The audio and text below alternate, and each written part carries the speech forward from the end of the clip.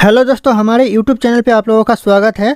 तो दोस्तों, आज की इस वीडियो में मैं आप लोगों के लिए लेकर आया हूँ जनरल नॉलेज से रिलेटेड बहुत ही महत्वपूर्ण क्वेश्चन आंसर, जो कि आने वाले किसी भी एग्जाम के लिए बहुत ही महत्वपूर्ण साबित हो सकते हैं, खासकर उत्तर प्रदेश पुलिस एग्जाम और झारखंड पुलिस एग्जाम के लिए। दोस्तों इस वीडियो का पहला क्वेश्चन है, पृथ्वी की ऊष्मा से प्राप्त ऊर्जा को क्या कहा जाता है। पृथ्वी की ऊष्मा से जो ऊर्जा प्राप्त होता है उसे क्या कहा जाता है, तो उसे कहा जाता है भूतापीय ऊर्जा। तो ऑप्शन यहाँ पे बी करेक्ट आंसर हो जाएगा, भूतापीय ऊर्जा। और अगर आप लोगों को इस वीडियो में एक भी क्वेश्चन का सही से उत्तर पता होगा तो कमेंट करके जरूर बताइएगा। तो दोस्तों अगला क्वेश्चन है, विश्व के किस देश में प्रथम रेल मार्ग का निर्माण हुआ था। दोस्तों विश्व का ऐसा कौन सा देश है जिसमें प्रथम रेल मार्ग का निर्माण हुआ था, तो करेक्ट आंसर हो जाएगा दोस्तों ऑप्शन ए, ब्रिटेन देश में सबसे पहले रेल मार्ग का निर्माण हुआ था। तो ऑप्शन यहाँ पे ए करेक्ट आंसर हो जाएगा, ब्रिटेन देश। अगला क्वेश्चन है, किस देश में सर्वप्रथम कागज बनाना आरंभ किया था। दोस्तों ऐसा कौन सा देश है जो सबसे पहले कागज बनाना आरंभ किया था, तो ये करेक्ट आंसर हो जाएगा चीन देश ने सबसे पहले कागज बनाना आरंभ किया था। तो ऑप्शन यहाँ पे सी करेक्ट आंसर हो जाएगा, चीन देश। अगला क्वेश्चन है, मध्य पूर्व के खनिज तेलों में अग्रणी उत्पादक देश कौन सा है, यानी सबसे आगे है जो मध्य पूर्व के जो खनिज तेल में उत्पादन में आगे देश है वो कौन सा देश है, कि आपका सऊदी अरब देश सबसे आगे है मध्य पूर्व में खनिज तेलों के उत्पादन में। तो ऑप्शन यहाँ पे डी करेक्ट आंसर हो जाएगा। अगला क्वेश्चन है, किस जुड़वा खनिज कहा जाता है। दोस्तों जो जुड़वा खनिज कहा जाता है वह किसे कहा जाता है, इन ऑप्शन में से तो हो जाएगा आपका सीसा और जस्ता को जुड़वा खनिज कहा जाता है। तो ऑप्शन यहाँ पे सी, सीसा एवं जस्ता करेक्ट आंसर हो जाएगा, जुड़वा खनिज है ये दोनों। अगला क्वेश्चन है, विश्व में इलायची का सबसे प्रमुख उत्पादक देश कौन सा, यानी सबसे ज़्यादा जो विश्व में इलायची का उत्पादन करता है कौन सा देश करता है, तो हो जाएगा आपका ग्वाटेमाला सबसे ज़्यादा इलायची का उत्पादन करता है। तो ऑप्शन यहाँ पे बी, ग्वाटेमाला करेक्ट आंसर हो जाएगा। अगला क्वेश्चन है, किस प्राकृतिक प्रदेश को शीत मरुस्थल कहा जाता है। ऐसा कौन सा प्राकृतिक प्रदेश है जिसे शीत मरुस्थल कहा जाता है, तो हो जाएगा टुंड्रा प्रदेश को शीत मरुस्थल कहा जाता है। तो ऑप्शन यहाँ पे बी हो जाएगा, टुंड्रा प्रदेश। ध्यान रखिएगा आप लोग, बहुत इंपॉर्टेंट है। अगला क्वेश्चन है, किस प्राकृतिक प्रदेश को गर्म पेटी के नाम से जाना जाता है। गर्म पेटी के नाम से कौन से प्राकृतिक प्रदेश को जाना जाता है, तो हो जाएगा आपका विषुवतीय प्रदेश को गर्म पेटी के नाम से जाना जाता है। तो ऑप्शन यहाँ पे ए करेक्ट आंसर हो जाएगा, विषुवतीय प्रदेश। अगला क्वेश्चन है, भूमध्य रेखा के निकट किस तरह से बंद, सॉरी यहाँ पे बंद है लेकिन वन होगा, किस तरह के वन पाए जाते हैं भूमध्य रेखा के निकट, तो हो जाएगा आपका उष्ण कटिबंधीय वन पाए जाते हैं। तो ऑप्शन यहाँ पे बी करेक्ट आंसर हो जाएगा, उष्ण कटिबंधीय वन। अगला क्वेश्चन है, सदाबहार वर्षा वन कहाँ पाए जाते हैं। दोस्तों जो सदाबहार वर्षा वन है वह कहाँ पाए जाते हैं, तो आपका ब्राज़ील में पाए जाते हैं। तो ऑप्शन यहाँ पे बी, ब्राज़ील करेक्ट आंसर हो जाएगा। अगला क्वेश्चन है, रिएक्टर स्केल से किसकी तीव्रता मापी जाती है। दोस्तों जो रिएक्टर स्केल से भूकंप की तीव्रता मापी जाती है। तो ऑप्शन यहाँ पे ए करेक्ट आंसर हो जाएगा, भूकंप की तीव्रता। ध्यान रखिएगा, एग्जाम के लिए इंपॉर्टेंट होने वाला है। अगला क्वेश्चन है, कौन सा बंदरगाह बांग्लादेश में स्थित है। दोस्तों बंदरगाह है कौन सा बंदरगाह जो बांग्लादेश में स्थित है, तो आपका हो जाएगा चटगांव बंदरगाह जो कि बांग्लादेश में स्थित है। तो ऑप्शन यहाँ पे सी करेक्ट आंसर हो जाएगा, चटगांव बंदरगाह। अगला क्वेश्चन है, डेल्टा का नामकरण कर्ता किसे माना जाता है। दोस्तों जो डेल्टा का नामकरण कर्ता माना जाता है किसे माना जाता है, तो आपका हीरोडोटस को माना जाता है। तो ऑप्शन यहाँ पे डी हो जाएगा, हीरोडोटस करेक्ट आंसर। अगला क्वेश्चन है, पेरिस शहर किस नदी के तट पर स्थित है। दोस्तों जो पेरिस शहर है वह कौन सी नदी के तट पर स्थित है, कि आपका सीन नदी के तट पर पेरिस शहर स्थित है। तो ऑप्शन यहाँ पे सी करेक्ट आंसर हो जाएगा, सीन नदी।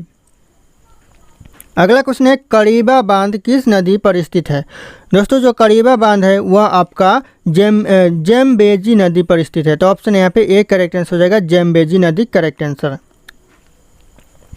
अगला क्वेश्चन है, वोल्गा नदी कहाँ गिरती है। दोस्तों जो वोल्गा नदी गिरती है जाकर कहाँ गिरती है, तो आपका कैस्पियन सागर में जाकर वोल्गा नदी गिरती है। तो ऑप्शन यहाँ पे बी, कैस्पियन सागर करेक्ट आंसर हो जाएगा। अगला क्वेश्चन है, समस्त पृथ्वी के क्षेत्रफल का कितना प्रतिशत भाग में जल है। पूरे विश्व की बात करें यहाँ पे समस्त पृथ्वी की, तो कितना प्रतिशत भाग में पानी है। दोस्तों यहाँ पे 71% भाग में पानी है। तो ऑप्शन यहाँ पे बी, 71% करेक्ट आंसर हो जाएगा। अगला क्वेश्चन है, विश्व का सबसे बड़ा मरुस्थल कौन सा है। विश्व का सबसे बड़ा मरुस्थल दोस्तों कौन सा मरुस्थल है, तो हो जाएगा करेक्ट आंसर, सहारा मरुस्थल विश्व का सबसे बड़ा मरुस्थल है। तो ऑप्शन यहाँ पे सी, सहारा मरुस्थल करेक्ट आंसर हो जाएगा। अगला क्वेश्चन है दक्षिण एशिया का सबसे बड़ा मरुस्थल कौन सा है। दक्षिण एशिया की बात हो रहा है दोस्तों, सबसे बड़ा मरुस्थल तो हो जाएगा थार मरुस्थल दक्षिण एशिया की सबसे बड़ा मरुस्थल है। तो ऑप्शन यहाँ पे डी करेक्ट आंसर हो जाएगा। अगला क्वेश्चन है कौन सा देश सबसे ज़्यादा द्वीप समूह से मिलकर बना हुआ है। दोस्तों कौन सा ऐसा देश है जो सबसे ज़्यादा द्वीप समूह से मिलकर बना हुआ है, तो हो जाएगा आपका इंडोनेशिया देश सबसे ज़्यादा द्वीप समूह से मिलकर बना हुआ है।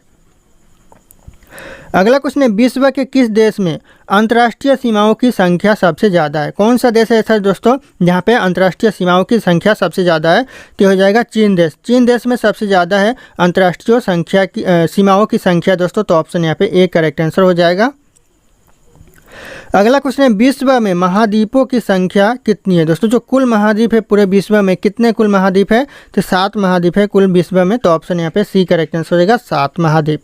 अगला क्वेश्चन है स्वेज नहर कब बनकर तैयार हुआ। दोस्तों जो स्वेज नहर बनकर तैयार हुआ वह 1869 में तैयार हुआ। और स्वेज नहर का निर्माण कार्य कब शुरू हुआ था दोस्तों, तो जो निर्माण कार्य है वह 1854 में शुरू हुआ था।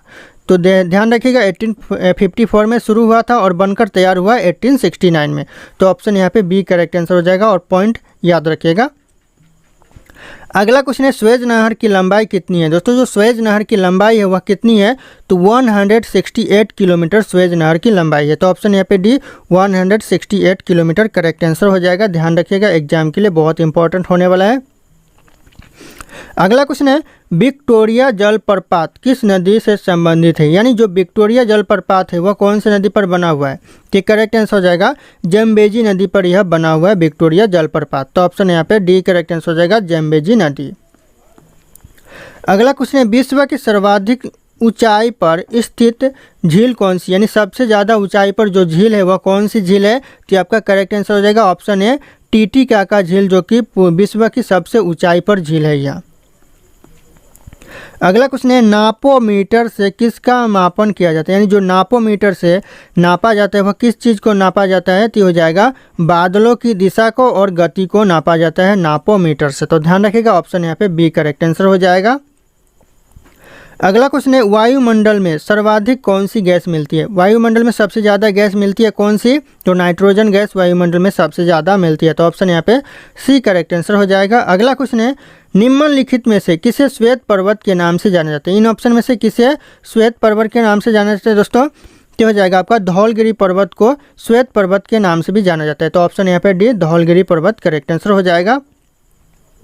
अगला क्वेश्चन है कौन सा सबसे ऊंचा पर्वत है। दोस्तों सबसे ऊंचा पर्वत कौन सा है इन ऑप्शन में से, तो करेक्ट आंसर हो जाएगा माउंट एवरेस्ट पर्वत सबसे ऊंचा पर्वत है। तो ध्यान रखिएगा ऑप्शन यहाँ पे ए करेक्ट आंसर हो जाएगा। अगला क्वेश्चन है कौन सा पर्वत है जो राइन नदी के किनारे अवस्थित है। राइन नदी के किनारे अवस्थित है कौन सा पर्वत, तो हो जाएगा आपका ब्लैक फॉरेस्ट पर्वत, जो कि राइन नदी के किनारे स्थित है। तो ऑप्शन यहाँ पे डी करेक्ट आंसर हो जाएगा ब्लैक फॉरेस्ट।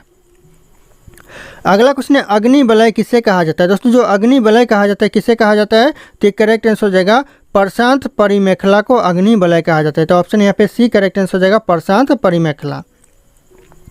अगला क्वेश्चन है सुनामी किस भाषा का शब्द है। दोस्तों जो सुनामी है वह कौन से भाषा का शब्द है, तो ये जापानी भाषा का शब्द है सुनामी। तो ऑप्शन यहाँ पे सी करेक्ट आंसर हो जाएगा जापानी भाषा। अगला क्वेश्चन है भारत का परमाणिक समय किस स्थान से निश्चित किया जाता है। दोस्तों जो भारत का परमाणिक समय वह कौन सी जगह से निश्चित किया जाता है, तो करेक्ट आंसर हो जाएगा इलाहाबाद से भारत का परमाणिक समय निश्चित किया जाता है। तो ऑप्शन यहाँ पे सी करेक्ट आंसर हो जाएगा इलाहाबाद। अगला क्वेश्चन है कौन सा ग्रह हरे प्रकाश को उत्सर्जित करता है। दोस्तों जो कौन सा ग्रह है जो हरे प्रकाश को उत्सर्जित करता है, तो करेक्ट आंसर हो जाएगा वरुण ग्रह, जो कि हरे प्रकाश को उत्सर्जित करता है। तो ऑप्शन यहाँ पे डी करेक्ट आंसर हो जाएगा। अगला क्वेश्चन है सबसे चमकीला ग्रह कौन सा है। सबसे चमकीला ग्रह कौन सा है दोस्तों, तो इस क्वेश्चन का जो सही उत्तर है आप लोगों को कमेंट करके बताना है। ऑप्शन यहाँ पे सारे के सारे शो कर रहे हैं। फिर मिलते हैं अगले वीडियो में।